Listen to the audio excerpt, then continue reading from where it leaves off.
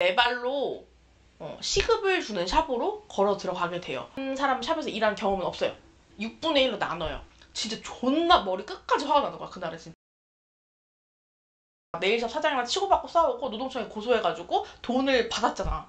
근데 한인들 중에서 이렇게 불합리한 대우를 받고도 노동청에 신고를 해서 큰 소리를 치거나 돈을 받아내거나 이런 사람이 거의 없어요. 왜냐면 기본적으로 노동청에 신고할 만큼의 영어가 되는 사람이 없어요. 영어를 못하니까 신고를 못한다. 신고 체계를 모른다. 이런 걸 알기 때문에 더 지고 흔드는 것도 있고, 내가 그 신고해서 돈 받은 얘기가 소문으로 다 퍼져요.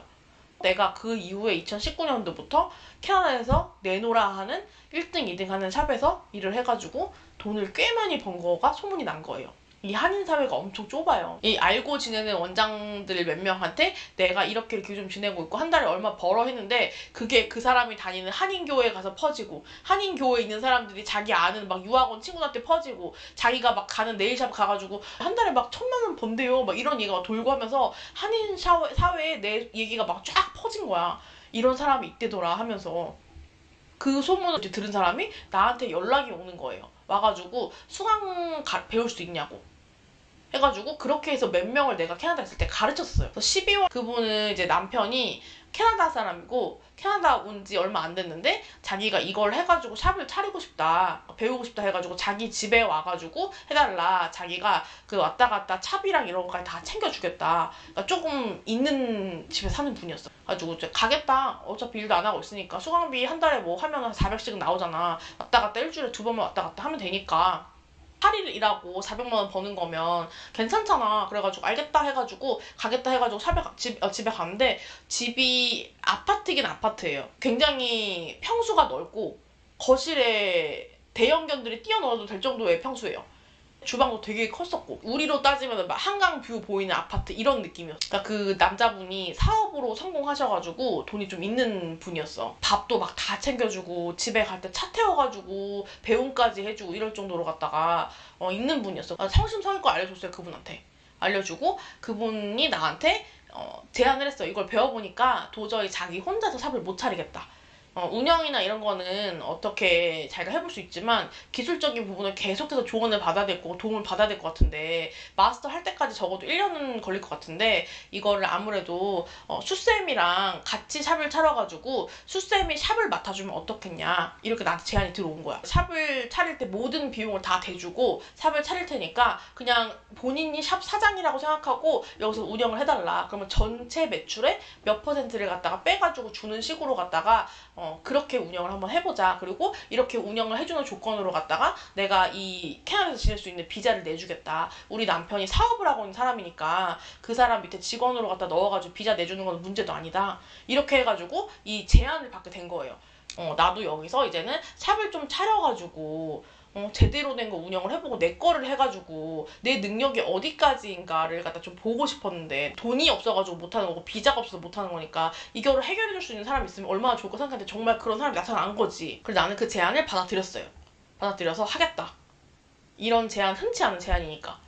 그래서 이제 그분이랑 그날부터 그분 집에 들어가가지고, 뭐 아예 완전 집 사고 들어간 건 아니고 남편 집에서 한 3일 있고 그분 집에서 4일 정도 지내고 하면서 왔다 갔다 하면서 같이 이제 뭐 얘기도 하고 뭐하고 준비도 하고 하면서 막 이케아도 가고 설계도도 보고 부동산도 보러 다니고 뭐하고 하면서 이제 그 샵 차리는 걸 준비를 하게 돼요. 그래서 그러면서 캐나다에서 샵 차릴 때 필요한 것들, 서류 같은 거 뭐 필요한지, 구청에서 실사 어떻게 받아야 되고 그때 배우게 돼요. 일단은 이제 한두 달 정도 일을 좀 해보고 그리고 나서 비자를 갖다 받아가지고 정식으로 일을 하기 시작하겠다. 처음 한 달 차에 출근을 하게 돼. 거의 뭐 내 샵이었으니까 매일매일 나갔거든요. 매일매일 내 샵 지금 운영하는 것처럼 아침부터 밤까지 매일매일 나가고, 그렇게 해서 왔다 갔다 출퇴근을 하기 시작해요. 그때부터. 처음에는 손님이 없었지. 광고도 해야 되고 거기는 오픈빨이라는 게 없으니까 점점 손님이 늘어나는 거예요. 시간이 지나니까. 그래서 자꾸 소개로 갖다 친구 데려와주고 하니까 점점 되는 거야. 내가 원래 다른 샵에서 일하면서 나한테 받았던 손님들 있죠. 날 쫓아오는 손님들. 내가 그 샵에서 이전을 했는데도 또 쫓아와주는 거야. 그 샵까지. 자리를 잡아가고 있는데, 그분이 처음에 나한테 얘기했던 거는 슈쌤이 전적으로 다 맡아서 운영을 해달라. 자기는 이런 쪽을 잘 모른다라고 했는데 자꾸 이제 간섭을 하기 시작하는 거야. 이분한테 이렇게 하면 망한다고, 이렇게 하면 안 된다고, 하나둘씩 이제 이분의 생각들이 들어가기 시작하면서 흔들리기 시작하는 거예요. 한국 오기 직전까지 거기서 일을 했었거든요. 일을 하다가 안 되겠다 싶어가지고 이제 비자를 내기 전에 그냥 비자 안 받겠다고. 안 받고 그냥 한국으로 돌아가겠다. 그리고 몸이 너무 아팠었어요. 당뇨가 걸린지 모르는 채로 갔다가 방치를 한 지 좀 시간이 돼가지고 몸이 너무 안 좋은 거야. 오줌이 계속 내려온 거야, 시술하는데. 당뇨 걸리면 배가 되게 많이 고프고 오줌이 자주 나와요.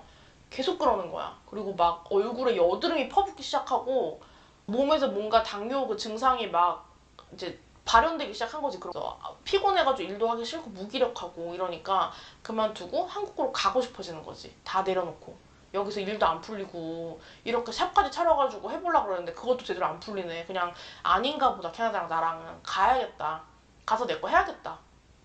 더 여기서 이렇게 시간 붙잡고 있어도 될 것 같지가 않다. 그래서 이제 포기하고 가려고 마음먹고 그만두겠다고 하고 그 당시 남자친구 집으로 돌아와가지고 남자친구한테 헤어지자고 얘기를 해요. 어떻게 해야 될지 모르겠다. 나는 이제 한국으로 가고 싶고 여기가 나랑 뜻이 맞는 나라가 아닌 것 같다. 이렇게 뭘 해도 안 풀리는데 더 크게 벌고 싶고 더 잘 되고 싶고 더 높은 곳으로 올라가고 싶은 욕심이 있는데 여기는 아닌 것 같다고. 너랑도 미래가 어떻게 될지 안 보인다. 그 샵 정리하게 되면서 그냥 헤어져야겠다라는 생각이 든 거죠. 남편이 되게 레온둥절 하더라고. 레온둥절. 이게 갑자기 웬 말이야? 이러면서. 그래서 내가 이제 생각이 많아지고 이러니까 집도 막 가출하고 그랬었거든. 근데 나도 이제 남편이랑 헤어지자는 말을 꺼냈지만 가슴이 너무 아픈 거야. 내가 이제 이렇게까지 시부모님 집까지 같이 돌아 살고 남자친구랑은 언젠가는 결혼까지 하겠다 이런 생각까지 했었는데 이렇게 상황이 안 풀려주니까 헤어져야 될 것 같아서 이게 가슴이 너무 아픈 거지. 그리고 난 너무 짜증이 났어요. 내 마음대로 안 풀리는 이 상황도 화가 났고 돈 모았지만 이 모은 걸로 갖다가 샵 차릴 수 있는 정도는 절대 되지도 않고 그냥 짜증났어. 이 열심히 살아도 내 마음대로 안 풀리는 이 상황이 그냥 원망스럽고 막 그랬거든요. 집 나가가지고 며칠 동안 연락도 안 하고 남자친구가 집에 들어와라 얘기 좀 하자 해가지고 너가 먼저 한국에 들어가라. 가서 결혼식 준비를 해라. 나는 일하는 것 때문에 당장은 못 들어가니까 일하는 거 정리 좀 하고 결혼식 하러 잠깐 들어가겠다. 그리고 다시 같이 한국 캐나다로 들어오자. 그리고 너가 샵 차리고 싶으면은 내가 돈을 대주겠다. 이렇게 해서 남편이 나를 붙잡아요. 그냥 그 당시 남자친구. 지금은 남편이지만. 미용이 원래 이렇게 고군분투하는 종목인가요? 아니요. 제가 이렇게 족같이 고생한 케이스입니다, 제가. 근데 이거는 내 잘못도 있어요. 처음에 미용 시작했을 때 제대로 알아보고 시작했어야 되는데 너무 쉽게 생각했어요, 미용을. 미용? 뭐 이거 좀만 이렇게 해가지고 하면 되는 거 아니야? 이렇게 너무 쉽게 생각했어요. 그리고 막 야 이거 하면 한 달에 1,000만 원 번대 막 이렇게 쉽게 생각했어요. 그래서 이렇게 내가 첫 단추를 잘못 끼웠기 때문에 이렇게 개고생을 하면서 이 자리까지 올라온 거예요. 그리고 그 캐나다에 있었을 때는 그냥 시기적으로 안 풀렸던 것 같아. 그냥 지금 와서 생각해보는 건데 그냥 시기적으로 뭘 해도 안 풀렸던 시기였던 것 같아. 이 첫 단추 잘 키우는 사람들은 이렇게 어렵게 가지 않아요. 스승 누구 만나냐에 따라서 그 길이 좀 많이 갈려요. 이거는 스승은 족같은 사람 만나가지고 저처럼 개고생하는 사람도 있고 처음부터 좋은 스승 만나면은 순탄하게 가는 사람도 있어요. 그래서 남편이 이렇게 얘기해가지고 저는 마음 편하게 짐을 싸가지고 한국으로 들어오게 돼요.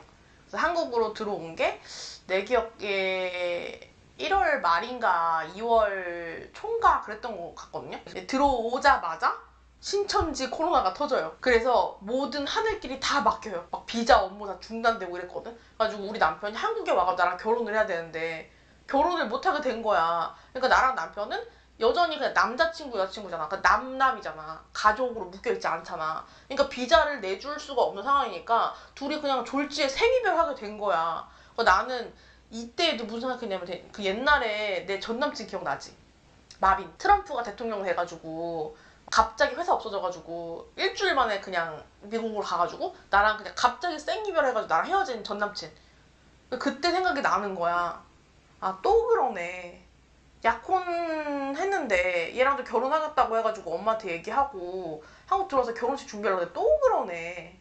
또 생이별 하네. 이러면서 그 생각이 나는 거야. 내가 내 팔자가 남자 만나가지고 결혼해가지고 이렇게 사는 이런 팔자가 아닌가 보다. 이렇게 헤어지게 되더라도 가슴 아파하지 말자 하고 마음을 좀 굳게 먹었어요. 했는데 어떻게 하다 보니까 여기까지 오게 됐고